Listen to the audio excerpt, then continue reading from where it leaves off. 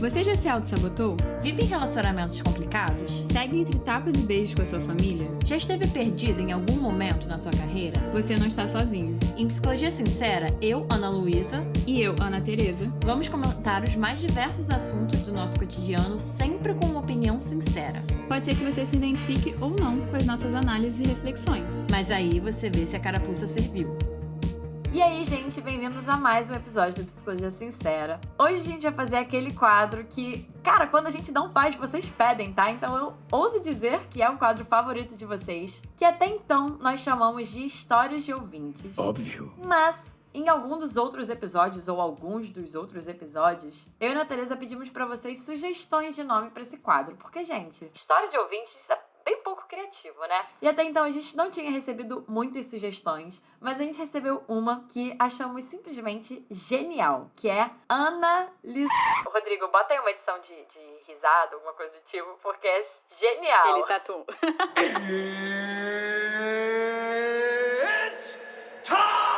Não era isso que ele queria, tá ligado? Mas a gente recebeu uma que achamos simplesmente genial, que é...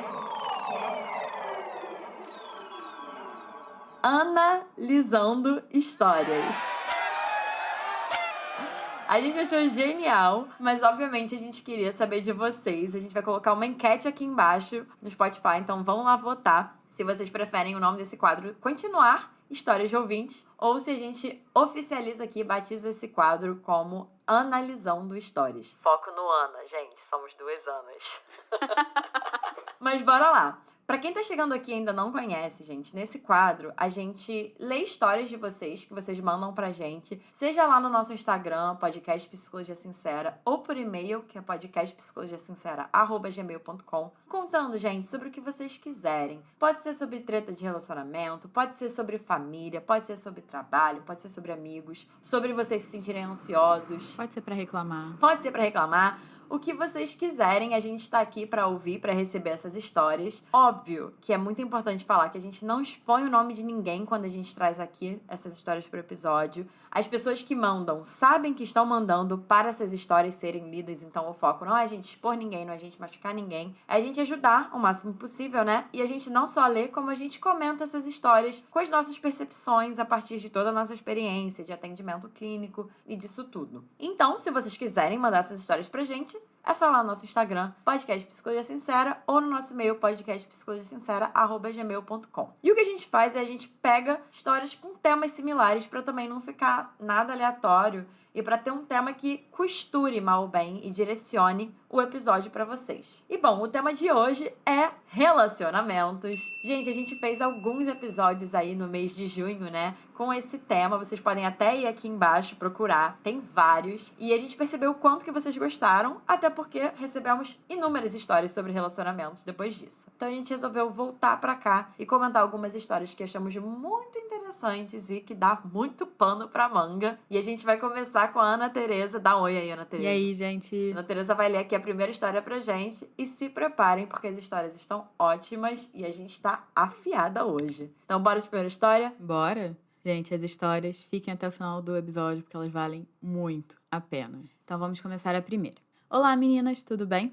Gostaria de compartilhar um pouco da minha história com vocês para tentar entender o reflexo que isso está causando na minha vida. Bom, para começar, eu tenho 20 anos. Tenho um histórico familiar pesado, no qual meu pai tem problemas com droga e álcool e se torna uma pessoa bem agressiva. E batia na minha mãe, e o relacionamento dele chegou ao fim faz uns 3 anos. Até os dias de hoje, meus pais são um problema na minha vida, pois desde a separação, meu pai ou ligava pra mim ameaçando a minha mãe, ou dizendo que ia se matar, ou iria doar meus cachorros, sempre fazendo um apelo emocional comigo. E minha mãe, ela sempre foi muito fria, nunca foi de demonstrar amor e carinho por mim. E desde a separação, depois de um tempo, ela arrumou um namorado e esqueceu que tem uma filha. Detalhe, na separação, eu ajudei ela financeiramente, depois ela estava desempregada, eu ajudei ela a sair da depressão, paguei as contas que não eram minhas, deixei minha vida totalmente de lado e foquei em ajudar. Ela nunca se preocupou de fato comigo. Sempre só pensa nela e quando eu digo não, pra algo que ela quer, ela me chama de egoísta e faz algum apelo emocional para me sentir culpada. Devido a eu ter deixado minha vida de lado, tive que trancar minha faculdade pois não estava conseguindo pagar. Passei por vários sufocos profissionalmente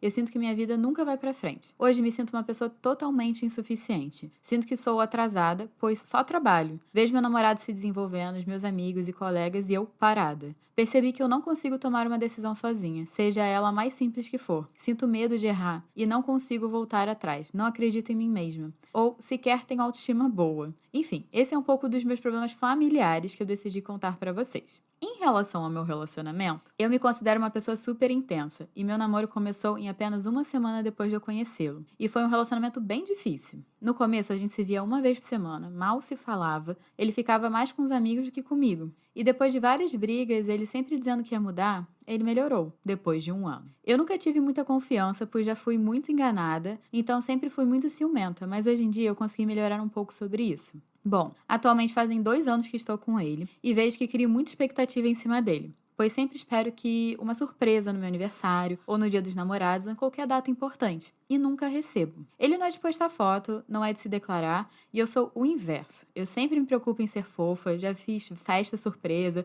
já fiz uma caixa com 100 motivos para amá-lo, mas vejo que ele não é o suficiente para mim, e mesmo assim não consigo terminar. Já tentei por diversas vezes, ficamos até 4 meses separados, mas eu sempre volto atrás e continuo. Não consigo entender. E eu não sei se o problema está nele ou em mim. Fico extremamente perdida. Ele fala que me ama, que quer construir uma vida comigo, mas tem o jeito dele que não é muito atencioso. E esse é o fim da primeira história. Gente, tem muita coisa nessa história pra gente comentar. Então se preparem que aqui a porteira da fala vai abrir pra mim e pra Ana Tereza, né? Vamos começar falando um pouco, né, do seu histórico familiar que você trouxe pra gente. E achei muito legal que essa ouvinte trouxe pra gente esse histórico, porque, gente, quando vocês trazem isso, dá pra gente ter uma noção muito mais clara. Óbvio que não é regra, porque não tem como a gente, em uma história, em alguns parágrafos, saber exatamente quem vocês são, como vocês funcionam. São tudo hipóteses, só para deixar isso claro, né? Mas quando vocês trazem mais desse contexto de vida e familiar de vocês, ajuda a gente com essas nossas hipóteses, né? Porque dá mais dados mesmo. E vocês vão percebendo que a gente vai falando muito disso ao longo de comentar essa história, né? E você fala muito dos seus pais, você fala desse histórico familiar, né? Do seu pai ter problemas com álcool e drogas. E por mais que não seja uma regra, gente, para dar um contexto assim para vocês, é muito comum que filhos de pais com problemas de álcool e drogas tenham questões relacionadas à demonstração de afeto, porque, num geral, óbvio que não é regra, pessoas com problemas de álcool e drogas, com as suas questões, né, quando têm filhos, esses pais têm dificuldade de demonstrar afeto e de suprir essas necessidades emocionais e de vínculo com os filhos, às vezes até muito pelo contrário, né? Às vezes são pessoas muito agressivas, como ela até falou que o pai dela é, né? Então já tem aí um contexto de alguma quebra ou alguma falta de afeto, de demonstração de afeto, né? E muitas vezes, gente, só pra falar, não é que esses pais não tenham afeto pra dar. Às vezes eles só não sabem dar esse afeto. Mas que para filhos e filhas, né, muitas vezes isso chega pra gente com essa pessoa não tem afeto pra mim, né? Seja que ela de fato não tem ou ela não sabe dar. E também é muito comum, né, com pais que usam álcool e drogas e ficam agressivos, né, dos filhos serem muito bonzinhos muitas vezes, ou serem mini adultos, né, que a gente chama. Porque meio que o filho, assim, isso é inconsciente, gente, mas o filho meio que entende, meu pai tá dando tanto trabalho que eu não posso dar. Então você começa meio que cuidar de si mesmo, você começa a dar conta de si mesmo, isso é muito comum. E quando a ouvinte trouxe, né, ao longo da história que ela cuidou da mãe depois do divórcio, eu fiquei pensando quanto ela também não cuidou desses pais ao longo do desenvolvimento dela. Com certeza, e isso sobre ser muito boazinha eu também fiquei pensando, não acho que é só num contexto de pais agressivos, mas quem convive com pessoas muito agressivas, eu penso que acabam desenvolvendo até por uma questão de proteção esse comportamento de ser muito bonzinho, né, de pisar em ovos, porque, gente, é aquela coisa da imprevisibilidade, de que qualquer coisa que você faz pode engatilhar uma violência ou alguma coisa do tipo. Não sei se é o seu caso, ouvinte, mas me veio isso agora, assim, de que como um mecanismo de proteção mesmo, muitas vezes pessoas que convivem com pessoas com violência acabam desenvolvendo atitudes mais passivas e de serem muito boazinhas, né, para se protegerem mesmo, para se preservarem. E pelo que ela descreve, parece que um ambiente, assim, de muita negligência emocional. Então, também é comum a gente começar a entender que, por exemplo, os nossos sentimentos são inadequados, a gente demonstra afeto é inadequado, principalmente num lugar onde ninguém demonstra afeto, né? Que nem a Ana Luísa falou. Então, a gente começa a crescer que a gente é meio inadequado também, sendo a gente, né? Com certeza. E além disso, não só não tem muito espaço para essa demonstração, né, de afeto, como tem a questão da chantagem emocional que ela falou que o pai dela fazia, né, e se eu não me engano, em algum momento a mãe dela também, que eu acho que ela comentou, porque, gente, quando a gente cresce com muita chantagem emocional, é muito comum a gente desenvolver uma crença de que o amor ou o afeto vem com uma condição, né? Porque Sim, é isso, total. é muita chantagem, é muita manipulação. Então, é uma crença forte de ter, porque a gente acaba vendo isso, né? Ou pode acabar vendo isso em outras relações que a gente vai desenvolvendo. A gente ainda vai chegar nessa parte, né, do seu relacionamento amoroso, mas só pra essa ouvinte, quem tá ouvindo, ter isso em mente, né? De que pessoas que crescem com chantagem emocional acabam desenvolvendo essa crença de que amor e afeto andam de mãos dadas com condição, né? Amor é condicional. E você precisa agradar os outros pra poder ser amado, que é o caso dessa mãe. Ou você agrada, ou você é a filha egoísta que ela não quer. Então, assim, muito difícil, porque você tem que ser meio que útil pra quem você quer que te ame e você precisa agradar. E, gente, que relações pesadas, né? É, e isso entra um pouco no que ela falou, né, da época da separação, que ela ajudou a mãe financeiramente, ajudou a sair da depressão, pagou contas, deixou a vida totalmente de lado. Então isso entra por um pouco do que você falou, né, Ana Teresa, da questão dela ter entrado um pouco nesse lugar de mãe da mãe dela, Os né? mini adultos. Mini adultos, e você estava desempenhando, ouvinte, um papel que não era seu, né? Muito pesado. A gente geralmente vê esse peso quando a gente atende isso na clínica, de pessoas que por diversos motivos tiveram que ser mães ou pais dos seus pais. E é pesado, gente, porque não é pra ser assim, né? E aí, junto disso, além de você ser mãe, né, da sua mãe, você descreve um pouco que a sua forma de receber amor dela, ou de receber algo em troca dela, ou de se relacionar com ela, é através de uma lógica de autossacrifício.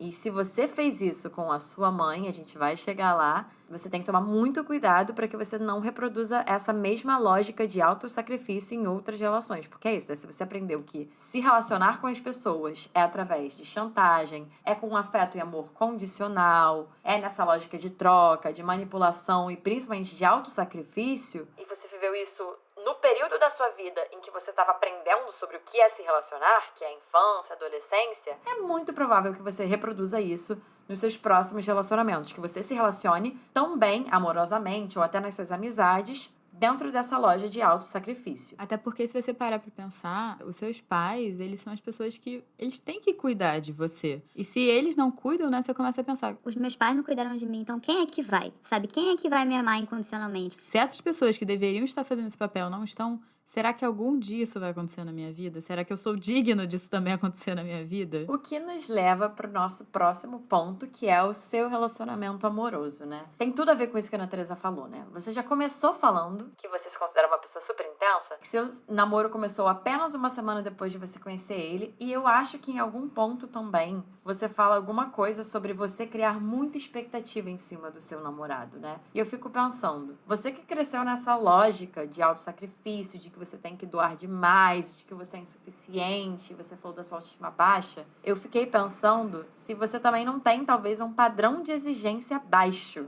em relação às pessoas que você se relaciona, né? Porque para quem talvez teve muito pouco de afeto e de carinho e de amor, qualquer coisa é jogo, né? Qualquer coisa é muito. Então, eu acho que isso é um ponto, assim, talvez seja pesado de trazer isso aqui, mas eu não poderia deixar de falar, assim, por preocupação e cuidado mesmo, porque é muito comum que, gente, todo esse histórico que essa ouvinte descreveu dela, da infância dela, é território, é solo fértil para ela aceitar muito menos do que ela merece, inclusive aceitar, não sei se é o caso do seu relacionamento, você não fala nada sobre isso aqui, graças a Deus, mas assim, até lógicas de violência mesmo, né, de abuso, justamente por ter tido um padrão tão baixo. E aí, dentro disso que eu tava falando, né, desse padrão de exigência baixo, você fala de que você cria muita expectativa em cima dele. E aí eu fico pensando, me perguntando, você de fato cria muita expectativa em cima dele ou você tá exigindo o mínimo? Ou você tá exigindo o que você quer, o que você precisa para um relacionamento, o que é importante para você num relacionamento. Você querer isso é necessariamente você criar muita expectativa em cima dele? E eu não sei, tá? Não tem necessariamente uma resposta pronta, porque a gente, às vezes, de fato, cria muita expectativa em cima das pessoas. Mas eu fico pensando se essa expectativa que você tá criando em cima dele de afeto e de você querer uma atenção e de você querer um carinho, se não é mal ou bem você reproduzindo e esperando dele uma falta que você teve em relação aos seus pais ao longo da sua vida. É que a Ana Luísa falou de esperar, e você também usou essa palavra na história, e na hora que você falou esperar, eu fiz um link na hora com seus pais. Porque você falou, né, que você estava esperando a mudança e o afeto do seu namorado durante 1 ano. E eu fiquei pensando também o quanto você também não deve estar esperando pela mudança e o afeto dos seus pais. Porque no fundo, por mais abusivos que os nossos pais sejam, muitas vezes a gente espera que eles mudem. A gente espera que algum dia eles olhem e pensem, nossa, fui abusivo com você, minha filha, 1000 desculpas. Só que muitas vezes a gente cria essas expectativas, que eu acho que são expectativas totalmente condizentes, né? Porque quem não quer ser amado por uma mãe ou por um pai? Mas ao mesmo tempo são expectativas irreais. Porque não é que eles não te amam, mas eles não têm capacidade de demonstrar isso de uma forma saudável. E só pra deixar isso muito claro, porque a gente já falou isso em outros episódios, né? Mas eu acho que há um tempo que a gente talvez não fala de família, inclusive, e não traz isso pra cá, gente, que, no geral, nossos pais não fazem isso de propósito. Da mesma forma que você tá contando a sua história com seus pais e como que foi difícil pra você, talvez ser filha desses pais, muito provavelmente os seus pais têm histórias com os pais deles que também não foram fáceis, né? Porque as coisas não se criam do nada. Então, só pra deixar claro, assim, que é muito comum, inclusive você falou que tem 20 anos, né, na sua idade, pelo menos eu na sua idade, né, ainda tava numa lógica muito egocentrada, assim mesmo. E eu não tô falando disso num sentido pejorativo da palavra, não, assim, como se fosse ruim da sua parte. Mas de realmente, talvez ainda não ter chegado numa clareza de que nem sempre é sobre a gente. Nem sempre. E, inclusive, na maioria das vezes, não é sobre a gente, não é nossa culpa, né? Não é que você não é capaz de ser amada. Mas muito provavelmente eles viveram histórias difíceis que levaram eles ao ponto onde eles estavam e eles tiveram você num contexto em que talvez eles não tinham essa capacidade ou não é nem capacidade, eles podem ter essa capacidade, mas podem não saber também. Tem tantas coisas nas histórias das pessoas e dos nossos pais que levam eles a conseguirem ou não fazer as coisas, né? Então, só pra você também não tomar essa culpa pra você, porque essa culpa não é sua. Você falou que tentou terminar diversas vezes e acabou voltando. E eu acho que isso é normal, até pelo seu contexto, assim, que eu acho que com seu relacionamento, mal bem, por mais que ele tenha vários defeitos, te passa uma sensação que você tá sendo amada, que você tá sendo protegida, que você tá sendo cuidada, coisas que ao longo da sua vida talvez você não tivesse essa sensação. Então eu entendo você muitas vezes acabar voltando, porque você quer ter sensação, todo mundo quer, sabe? Ser amado, ser cuidado. Só que é que entra, né? Qual é o tipo de cuidado que ele tá te dando e qual é o tipo de cuidado que você quer receber. Eu acho que isso é algo a se pensar. Mas eu entendo você voltar pra ele, porque, digamos assim, é o que temos e é o que a pessoa que apareceu pra você que estava disposta a te amar mesmo com toda essa dificuldade na sua vida. Com certeza, mas aí a partir disso que a Teresa fala, eu fico pensando... E de novo, gente, a gente fala isso aqui não é com uma resposta pronta, não. É só pra gerar reflexão pra vocês, né? Eu fico pensando o quanto que esse relacionamento de fato faz sentido pra você, né? Porque você fala de muitas coisas que você gostaria dele e que não são necessariamente irreais ou coisas muito mirabolantes, mas são coisas que são importantes pra você. Por exemplo, essas surpresas, né? Aniversário, dia dos namorados. Outra coisa que eu pensei é, você já verbalizou isso pra ele? Porque é muito comum a gente num relacionamento cair numa lógica de a pessoa tem que adivinhar o que a gente quer, a pessoa tem que saber absolutamente tudo, a pessoa tem que ler a nossa mente. Gente, não. Não necessariamente. Então, assim, fica aí o questionamento, não sei se você já verbalizou isso pra ele e ele não fez, ou se você nunca verbalizou. E se nunca verbalizou, eu diria, experimenta, né, verbalizar. Aí não sei se alguma coisa pode mudar, nem sempre, tá? Às vezes você vai verbalizar e nada vai mudar, mas já é algo diferente da sua parte. Outra coisa que eu acho que você tem que se atentar, eu não sei se você tá namorando esse garoto ainda, mas como você veio de um meio, assim, muito abusivo, é muito comum a gente reproduzir isso inconscientemente. Então, assim, é incomum, não tô dizendo que é impossível, mas assim, é incomum uma pessoa vir de um meio muito abusivo e ter um relacionamento muito saudável, gente. Isso não é via de regra normalmente. Então, quando a gente quando eu ouvi a sua história, né, familiar, e eu ouvi o seu relacionamento, eu fiquei um pouco com o pé atrás. Não sei como é de fato o seu relacionamento no dia a dia, mas toma cuidado que a partir do momento que você começa a se autoconhecer e tudo mais, você vai começar a ver esses padrões. E você não escolhe isso porque você quer, porque você gosta, porque você quer ser maltratada, sabe? Porque você até perguntou, o problema tá em mim ou tá nele, né? Mas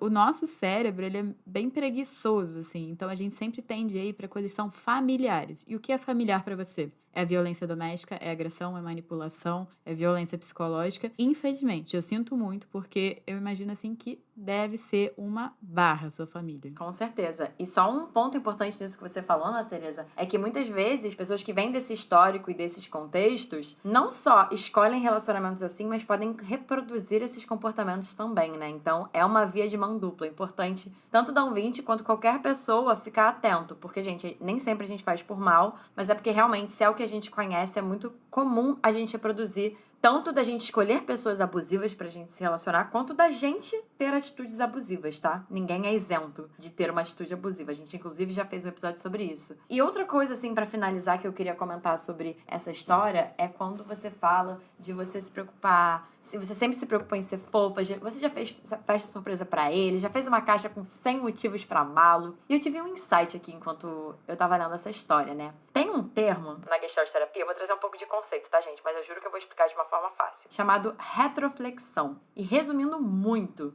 o que é a retroflexão? É quando a gente faz pelos outros o que a gente gostaria que fizessem com a gente. Então eu fiquei pensando o quanto que também você ser muito fofa, você faz todas as festas surpresa, você faz uma caixa com 100 motivos pra amá-lo, né? Não é você fazendo pra ele o que você gostaria que ele, na verdade, estivesse fazendo pra você. E aí eu fico pensando também, junto disso, isso não é necessariamente ruim, tá? Mas é importante estar atento, né? Quais são as nossas lógicas, quais são as nossas formas de se relacionar, até porque outra coisa dentro desse conceito de retroflexão é a gente poder fazer pela gente o que a gente gostaria que os outros fizessem pela gente. E aí que tá a virada, né? Porque óbvio que é muito importante a gente se relacionar, a gente receber afeto dos outros, mas eu acho que aí dentro do seu processo de autoconhecimento, de desenvolvimento, vai ser muito legal pra você conseguir se dar as coisas que você não teve, por exemplo, afeto, amor, carinho, e você conseguir se suprir e estar satisfeita com isso. E pra finalizar também, eu queria deixar aqui que, ouvinte, assim, só de ler a história eu vejo quão difícil é a sua vida. E você falou que você tá se sentindo, né, que a gente não focou muito nessa parte, mas você tá se sentindo atrasado. Olha, eu acho que não vale a pena comparar porque os pesos que você carrega na sua mochila são diferentes dos pesos das outras pessoas. E dado o contexto que você veio e dado as dificuldades que você passa, eu acho que você conquistou muita coisa na sua vida. Você tem um emprego estável, você paga suas contas, você se relaciona, assim, não tá vivendo, né, violência física no seu relacionamento. Então, assim, estrelinhas pra você, sabe? Quantas pessoas aí de 20 anos pagam as contas e são autossuficientes? Pelo amor de Deus, sabe?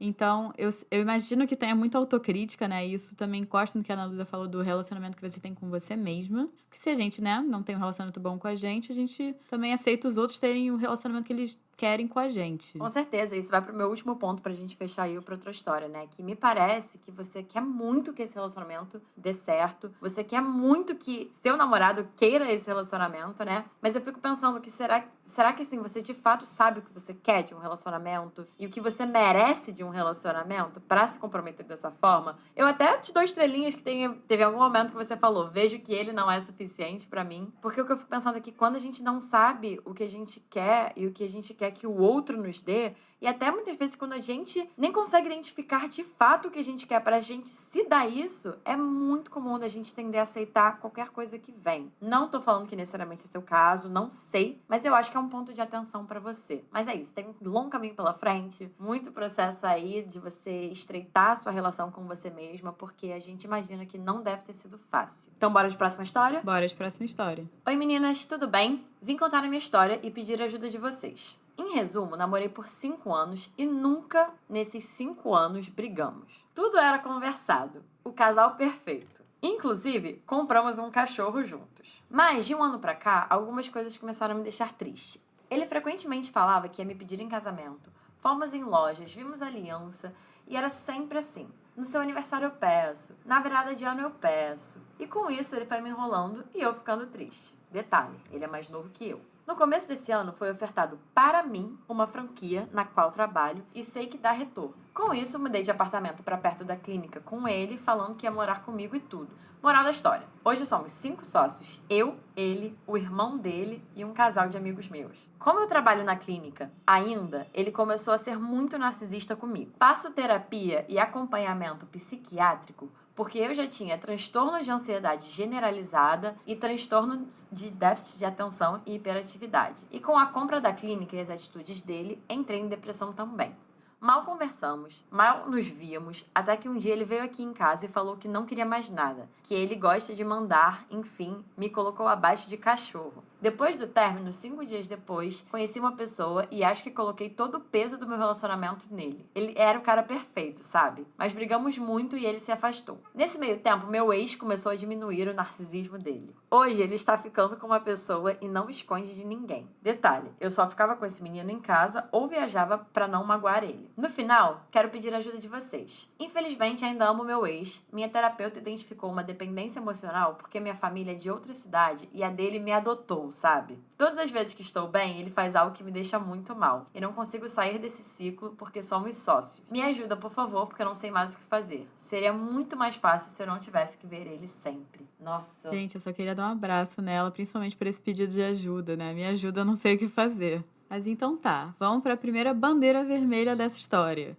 Namoramos 5 anos e nunca brigamos. Gente, brigar é maravilhoso pro relacionamento. Eu sei que vocês devem estar rindo assim, ouvindo isso, mas brigar significa que você vai falar o que você não gosta, outra pessoa vai falar do que ela não gosta, e aí vocês vão conversar em cima e o relacionamento vai evoluir e mudar para ficar bom para os dois. Quando vocês não brigam, quer dizer que ou uma pessoa está incomodada e a outra está sendo beneficiada, ou vice-versa. Então, assim, se vocês não brigam, muito provavelmente alguém está engolindo e deixando seus limites sendo ultrapassados. Você falou que tudo era conversado. Então, assim, tô supondo que vocês, na verdade, brigavam, só que vocês tinham brigas saudáveis. Espero eu. Mas esse negócio de casal perfeito, gente, isso pra mim é uma bandeira vermelha muito grande, porque nenhum casal é perfeito. Com certeza. E ela até falou isso, mas do outro, né, que ela conheceu e que ele também era o cara perfeito. E, gente, qualquer coisa com essa palavra do perfeito, já... Idealização.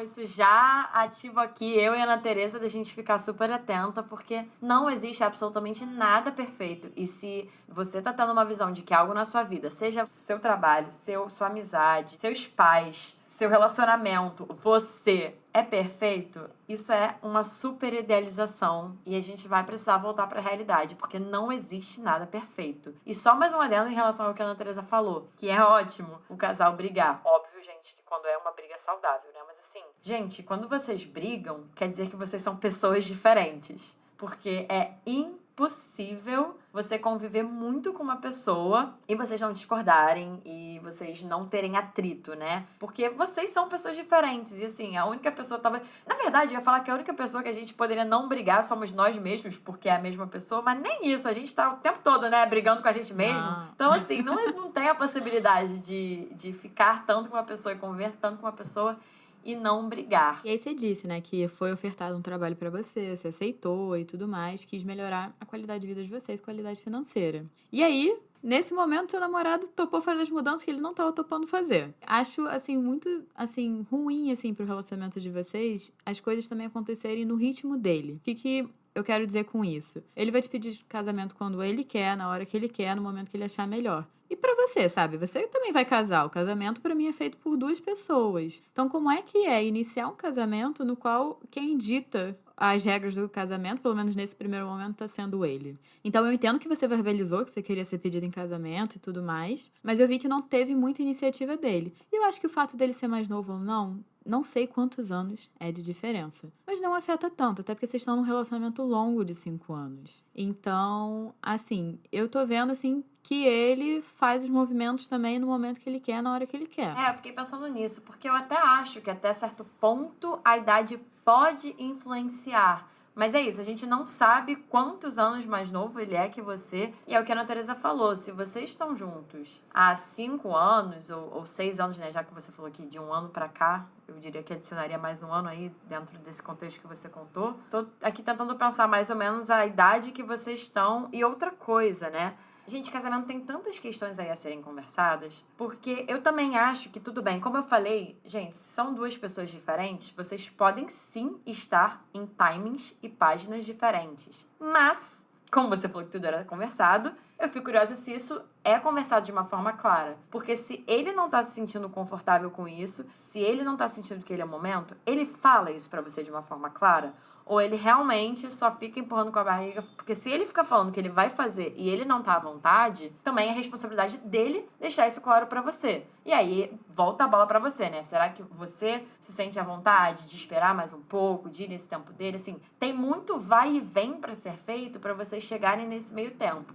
Porque, de fato, não necessariamente vai ser no seu tempo, mas também não necessariamente vai ser no tempo dele. Só que, para isso, vocês vão precisar conversar sobre o tempo de vocês. Qual é o dele, qual é o seu. E se é eternamente uma promessa de algo que não vem, ele não tá cumprindo com a responsabilidade dele de deixar claro para você o que ele tá sentindo. E aí você trouxe que você tem uma sociedade, né? Você tem 5 sócios. Olha, você é muito corajosa, digo isso. Eu tenho a Ana Luísa como sócia, adoro ela, mas teve uma vez que eu li em alguma coisa, eu acho que foi Instagram, não sei, que sociedade é que nem casamento, que você meio que casa com a pessoa que você abre um negócio com ela. Gente, eu falei, Ana Luísa, isso me deu um gatilho. E isso foi conversado entre a gente. Mas, assim, mal ou bem, você tem que estar ali, você vai estar sob pressão, você vai ter que fazer o negócio funcionar e, de fato, requer muita maturidade emocional você estar trabalhando com outras pessoas. E você tá me falando que se o seu namorado não teve essa maturidade emocional quando isso foi requerido, né? Quando vocês começaram o negócio de vocês. Com certeza. E ainda fico pensando sobre isso que a Ana Teresa falou de sociedade. Sim. Gente, meu Deus, envolve dinheiro. Quando envolve dinheiro... Assim, o episódio não é nem focado nisso, né? Mas já vou lançar isso aqui. Quando envolve dinheiro, é outra coisa, é outra lógica, né? Então, assim, de fato, coragem. E aí você disse que ele começou a ser muito narcisista com você. E eu até fiquei um pouco confusa nessa hora, né? Porque parece que ele mudou de personalidade depois que vocês começaram a sociedade. Só que, ao mesmo tempo, eu acho muito estranho uma pessoa ser muito fofinha, muito passiva e do nada ela ser narcisista. Então eu tô aqui me questionando, e só você saberia a resposta, se ele já não tinha uns traços de ser um pouquinho egoísta e tudo mais. E isso ficou muito mais exacerbado depois, até porque me parece que ele me parece um cara machista, né? Que ele falou, eu gosto de mandar. E ter uma mulher que seja bem-sucedida, que tenha as próprias coisas, seja independente, talvez seja algo que mexe, assim, questões dele ser homem, ou enfim, até questões que talvez não sejam nem relacionadas a ele ser homem ou não, mas assim, dele não conseguir que as pessoas estejam em melhores posições que ele dá retaliação em quem tá, né? Com certeza, assim, isso até do egoísmo a gente chegou a comentar um pouquinho em relação a se ele quer que as coisas sejam feitas no tempo dele só, isso já mostra aí algum traço, né? E eu fiquei pensando exatamente no que você falou, né, Teresa, da questão do machismo, assim, o quanto que não deve ter incomodado ele, dele olhar pro lado e ver você minimamente no mesmo horizonte que ele, né? Não sei como é que era antes, mas infelizmente na sociedade que a gente tá hoje, isso é muito comum de homens não sustentarem ver e estar com mulheres que ou estão numa mesma posição, né, em relação a sucesso profissional, ou melhor. Infelizmente, né, gente? Porque a gente sabe que isso não tem absolutamente nada a ver. E aí você disse que você entrou em depressão, né, por conta de toda essa situação, e eu imagino que deve ter sido horrível. Mais de 5 anos de relacionamento, você sendo tratada mal, assim, muito, muito ruim. E quando você fala que você entrou em depressão, a imagem que vem, assim, pra mim é de uma pessoa meio do tipo, eu não sei o que fazer, sabe? Já tentei de tudo e não sei o que fazer. E começar a deprimir mesmo, porque a gente começa a ficar triste, porque parece que independente do que a gente faça, a gente vai levar porrada. Enfim, teve um dia, né, que ele foi na sua casa, falou que não queria mais o relacionamento. Pelo tom que você descreveu, me pareceu que ele foi desrespeitoso com você. E fico muito triste, né? Porque vocês tiveram um relacionamento longo, vocês trabalham juntos, né? Então, tem até aquele negócio também dele ter jogo de cintura sendo chefe, né? Se você vai trabalhar com a pessoa, você não esculacha a pessoa, gente. Você tem que, normalmente, manter um bom relacionamento, né? Enfim, vocês se separaram. Você falou que o narcisismo dele começou a diminuir. Eu tenho questionamentos em relação ao narcisismo dele diminuir ou não. Porque muitas vezes, quando a gente tá com uma pessoa ali na convivência, ela parece muito pior de quando a gente se afasta dela. Então, eu não sei se a falta da convivência com ele fez você achar isso. E também tem aquela coisa, gente. Quando a pessoa sabe que você tá na mão dela, ela age de uma forma. Quando a pessoa sabe que você já não tá mais sob o controle dela, ela pode agir de outra. Exatamente. Ponto perfeito, Ana Teresa, isso que você falou. Mas antes de falar desse pós-término deles, eu só queria fazer uma pontuação, porque você falou que depois do término de vocês, 5 dias depois você conhecer uma pessoa, você disse, né, que acha que colocou todo o peso do seu relacionamento nele, e ainda falou, ele era o cara perfeito, mas brigamos muito e ele se afastou. E aí eu fiquei pensando em algumas coisas aqui. Pelo que você falou, você namorou pelo menos 5 anos, talvez 6, se a gente fez a conta certa aqui, e 5 dias depois você conheceu já uma pessoa e engatou num relacionamento ou em alguma coisa mais séria com essa pessoa. Gente, 5 dias não é nada pra processar um término de um relacionamento longo, assim. Cadê o luto, né? Exatamente, a gente inclusive já fez um episódio sobre isso. A gente já fez um episódio sobre isso, se você quiser procurar, é Como Passar por um Término, em que a gente fala muito sobre o fato de que terminar um relacionamento longo é viver um processo de luto. E não existe luto que dure 5 dias. Então, assim, você falou que acha que colocou todo o peso do seu relacionamento dele. Não tem como eu falar com certeza, mas eu arriscaria dizer que você provavelmente colocou todo o peso, né? Porque 5 dias não é suficiente pra você processar todo um relacionamento. E são 5 anos que a gente não conhece. Eu e a Ana Teresa não conhecemos. Do pouco que você falou aqui, já me parece que é denso e que é muita coisa pra processar. Então, assim, 5 dias não é nada pra você processar. Provavelmente, quando você engatou com as mesmas atitudes que você tinha no relacionamento anterior. Talvez esperando as mesmas coisas. Assim, é realmente pular de um relacionamento pro outro, né? E ainda falar isso que você falou, né? De que ele era o cara perfeito. Toma cuidado com isso, com essa idealização. Até porque se você saiu de um lugar que você tava num relacionamento perfeito, então você tava no 80, como você falou, vocês eram um relacionamento perfeito. Aí foi pro 8, que aí seu ex ou seu namorado, não sei se você tá com ele agora, começou a te tratar muito mal, muito mal, muito mal, e você viu que ele foi um bosta com você. Aí você foi pro 8. E aí você volta pro 80, então assim, se você já tava nesse lugar de tanta falta, ele é tão ruim, tão ruim, tão ruim, também é muito comum, como a gente falou na história anterior, de você olhar pro mínimo, olhar pra alguma coisa que é legal e já idealizar pro 80 de volta. Então, toma cuidado pra você não ficar nesse ping-pong entre 8 e 80, porque cara perfeito não existe. E não só cara, tá, gente? Mulher perfeita não existe, pai perfeito, família perfeita, nada. Não existe nada perfeito. E outra coisa, né, que eu acho que vale a pena pontuar é que você falou, né, que todas as vezes que você tava bem, ele fazia algo pra te deixar mal. E isso até eu digo de uma experiência pessoal minha, assim, amigas minhas que terminaram, né, e o ex era abusivo, isso era algo bem comum e bem presente, assim, de meio dele tá monitorando ali, e quando você tá melhor, quando você sai um pouco desse controle, né, de ele tá superior e você tá inferior, ele vai lá e te coloca no mesmo lugar de inferioridade que ele se sente confortável. Então toma cuidado com isso. Com certeza. E eu vou... Gente, todos esses episódios que a gente já fez, eu vou linkar aqui embaixo. Episódios que a gente acha importantes para as 2 ouvintes que estão ouvindo esse episódio, né? E qualquer outra pessoa que esteja se identificando. Tem alguns outros que a gente já fez que acho que seria legal de vocês ouvirem também. Um deles é sobre relacionamento abusivo. Inclusive, a gente destrincha as diferentes fases que existem num relacionamento abusivo, de exatamente o que você descreveu. De a pessoa te trata muito mal, aí você se afasta, e quando ela vê que você se afasta, ela volta sendo muito fofa, e quando ela te conquista de volta, ela volta a te tratar muito mal. Isso realmente é um ciclo, isso é muito comum em relacionamento abusivo. Eu vou linkar aqui embaixo na descrição do episódio o episódio em que a gente fala sobre isso pra você ouvir e ficar atenta a isso. E pra finalizar, né, você falou, ajuda, não sei o que fazer, seria mais fácil se eu não visse ele sempre. Eu acho que quando você criou a sua sociedade, a sua vida estava de uma forma, e agora você vai ter que rever como você vai se relacionar com a sua sociedade agora. Eu acho que precisa sim ser revisto o relacionamento que vocês têm, se vocês estão se vendo todos os dias. Enfim, você achar um meio termo que você vai ter que continuar trabalhando com ele, pelo que eu tô entendendo, você tem o seu ganha-pão, é importante pra você ganhar esse dinheiro, mas é importante você rever os termos do qual você se relaciona com ele, até em questão de dinheiro, porque pode ser que vocês só precisem ter uma reunião por semana pra alinhar o que vocês precisam fazer, você não precisa ver ele todo dia, tô dando um exemplo, assim, mas não tem problema nenhum você falar, olha, eu não quero te ver menos, porque eu acho que vai ser saudável pra você ver menos. E é isso, gente. Esse é o episódio de hoje.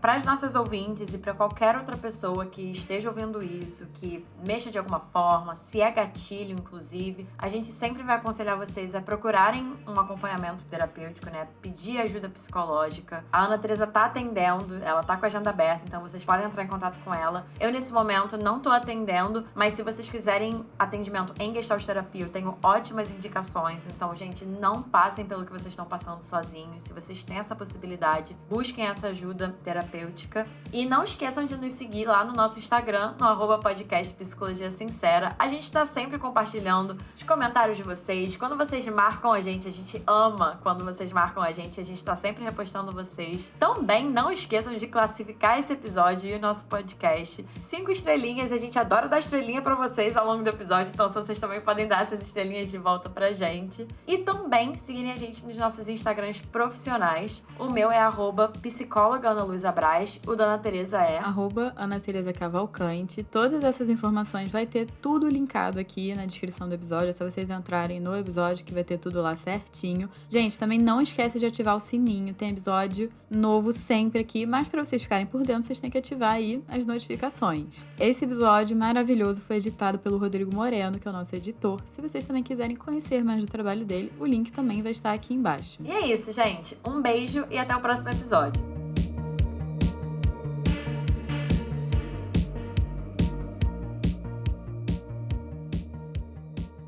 Esqueci o que eu ia falar, mas era importante. Eu falei de padrão de exigência baixo devido ao histórico do relacionamento. Esqueci de novo.